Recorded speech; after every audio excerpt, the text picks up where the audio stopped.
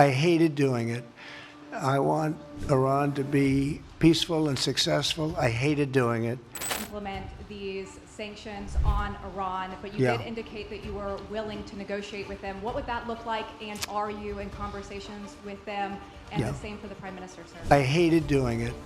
I want Iran to be peaceful and successful. I hated doing it. I did it once before, and we brought them down to a level where they were unable to give any money. They had to survive themselves, and they had no money. They were essentially broke, and they had no money for, as I said, Hezbollah. They had no money for Hamas. They had no money for any form of terror. The 28, if you call it, the 28 sites of terror, they had no money for any of it. They had to do their own and focus on their own well-being. And I hated to do it then, and I hate to do it just as much now. And I say this, and I say this to Iran, who's listening very intently.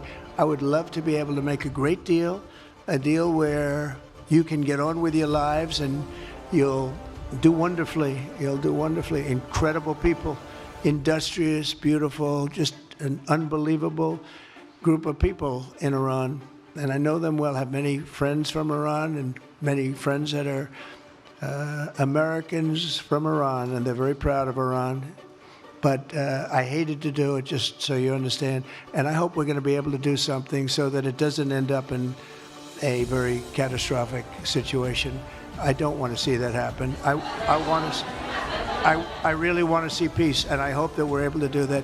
They cannot have a nuclear weapon. It's very simple. I'm not putting restrictions. They cannot have one thing. They cannot have a nuclear weapon. And if I think that they will have a nuclear weapon, despite what I just said, I think that's going to be very unfortunate for them. If, on the other hand, they can convince us that they won't, and I hope they can. It's very easy to do. It's actually very easy to do. I think they're going to have an unbelievable